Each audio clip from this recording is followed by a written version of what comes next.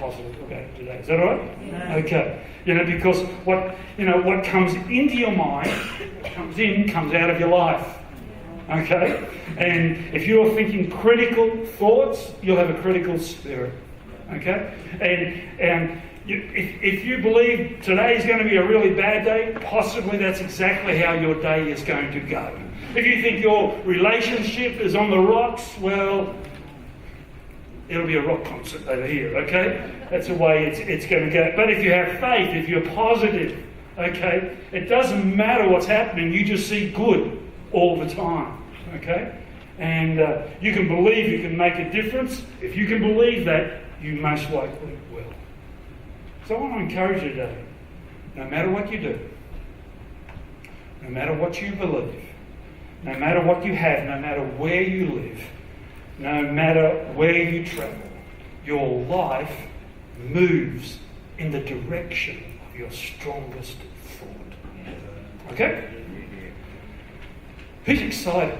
Come on. Now, be honest, I didn't ask you what to be excited about yet. Who's excited about the direction that their life is going in? I heard a groan then. You're not excited, MJ.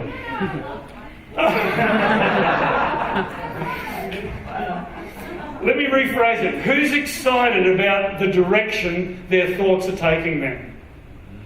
Okay. Okay. It's a mixture. Rick's not answering either one of them. He's just shaking. Yeah, don't try to get out of it, Rick. I got to be honest. We're bombarded. Come on. We're bombarded. It soaks into our spirit. And we've got it's a battlefield. That's what I'm saying. And some of you are facing a battle right now. At school, at work, wherever it is. Even with your loved ones, is a battle going on. Okay? And we've got to learn slowly to retrain our minds. Okay? I believe that the marriage you have and the finances that you have is often the results of the way you think. The marriage you have, the friendships you have is a result of the way you think. You want a better marriage? Think differently. You want to be out of debt? Think differently. Okay? Do you understand what I'm saying? Yeah. It's a battlefield. Paul tells us it's a battlefield. And if you want your joy, or if you want joy or even if you want more joy in your life, it's based on the way that you think. If you want your business to succeed, it's based on the way you think. The reason why Paul was writing this after having been through shipwrecks, being stoned, left for dead, and yet here is this guy still saying it's a battlefield and you've got to make a decision how you're going to think. Okay? Is that all right? Yeah. Well, I've got to tell you a story. I was 17, year 12, played basketball. How many people believe that? Okay? I was tall, got chosen, didn't know much about it, just tall. Hey, you're on the team. And we had a guy called Mike Vanderwelt. And at 17, he had more hormones than all of the boys on the team, and he grew a beard. Okay, grade 12, and he's got a beard, and all those boys were there. Into that fluff, the little fluff you have on your chin. At 17, we're all just jealous.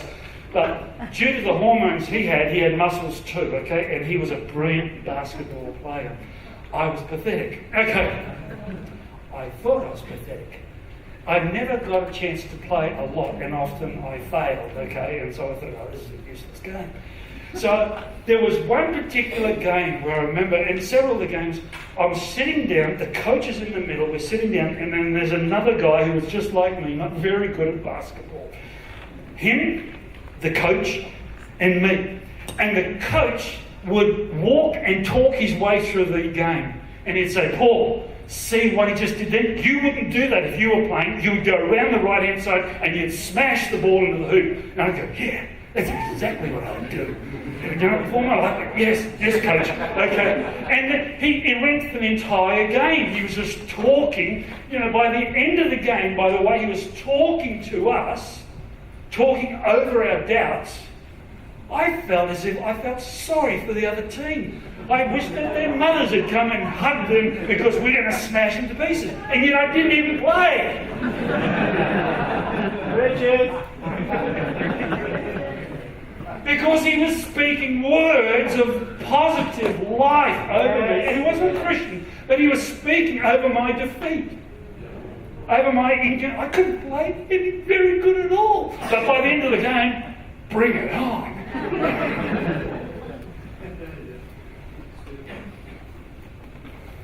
You know, there's a story that in 1939 and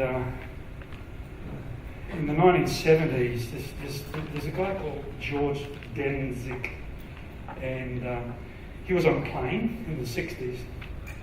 And you know how someone sits beside you, hello, how are you? And a pastor, a well-known pastor, he since passed away, and he would write a lot of books on your mind and thinking positively and living a positive life under the power of God. So he was sitting beside George Bernard Denzik. And hello, how are you? I'm a mathematician, I'm a pastor. And so George says to the pastor, I've got a really good pastor story to tell you. And the pastor says, okay, tell me your story. He says, when I was in graduate school in the University of California in Berkeley, I was in my graduate level studies and I came late to a class.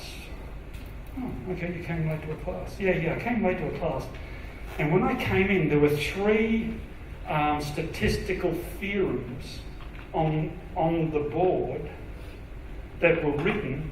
I assumed that they were our homework, and I wrote them all down, and I solved them, and came back to class the next day. What I didn't realise, he said to the pastor, what I didn't realise was the lecturer, before I came into the class, the lecturer had written up three unsolvable statistical theorems that have not been solved. Or, I think, and in statistics, I think there's a pattern. You've got to work it out. That's the way you work it. And the lecturer wrote three up on the board and said, these are three which have never ever been solved or worked through. Right? He worked them out. And so the guy on the plane, 30 years later, turns to him and says, do you believe if I had arrived on time at the class, I would have solved those problems? And the pastor said, no, because he was told, you can't do it. It's impossible. No one can do it.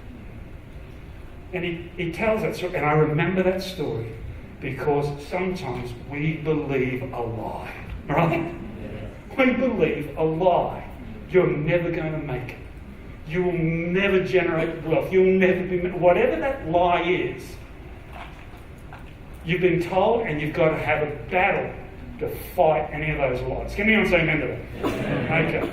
So let's keep going. You're doing good? Yes. So I want to build a foundation today, and with two very simple things. And if you're taking notes, two very simple things I think that we can all work on today, okay? If you're taking notes, detect or identify the number one stronghold that's holding you back, okay?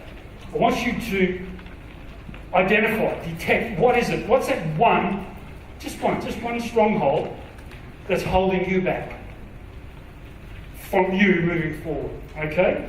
What's the lie? What's the deception? Just the one, okay?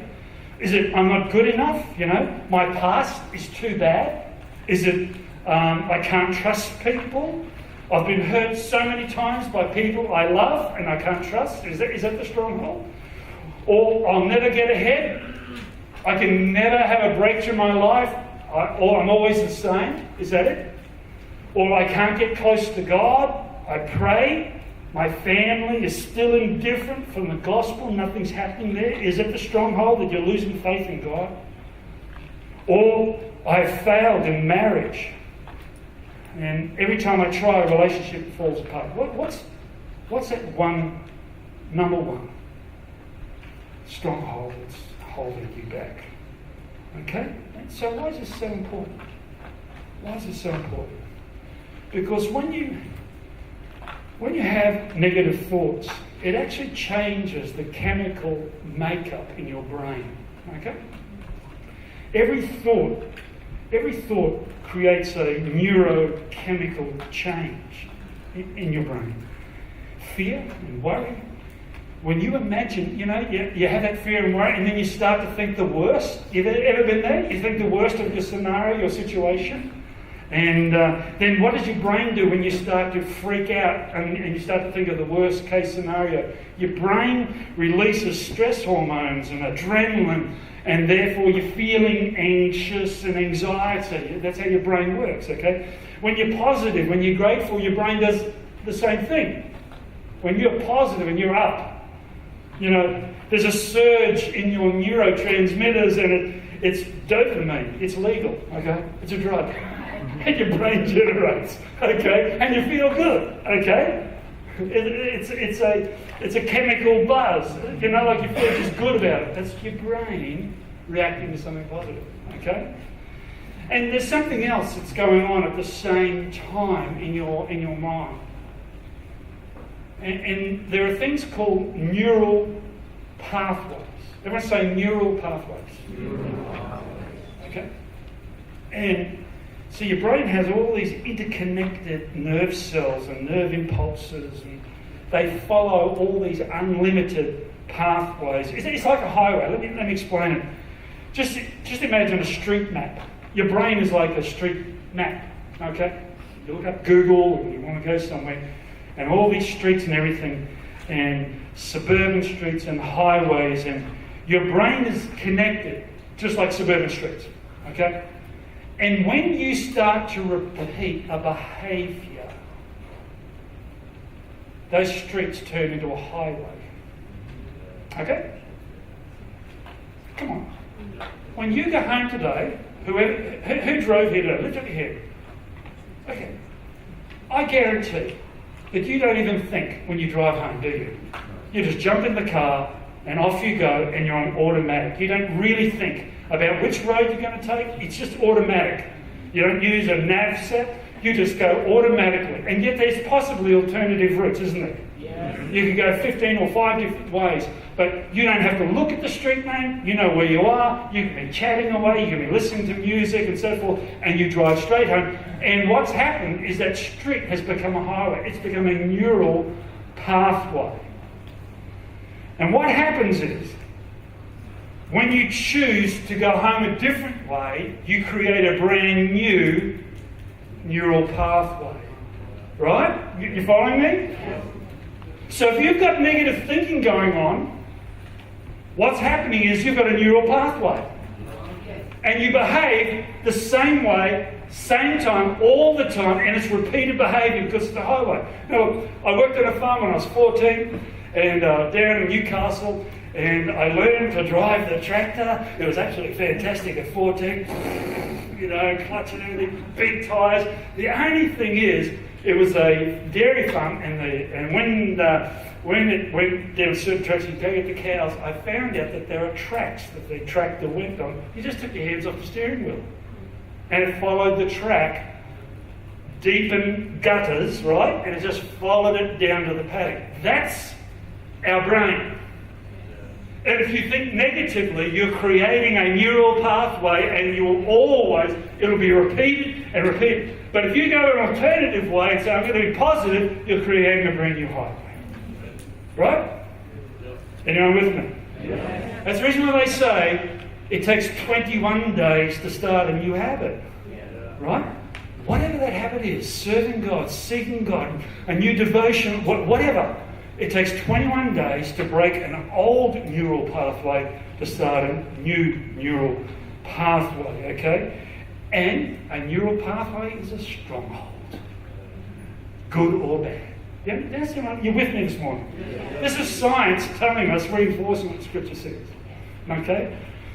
And I want to encourage you, whatever that negative neural pathway is, we can do something about it. We can create a new neural pathway in our brain, okay? So let me give you an example. You're lonely, angry, you're bored at home, right? Blokes, you can choose to look at porn or go for a walk. New neural pathway, right? Change your behaviour, right? Go. Okay, what about this one?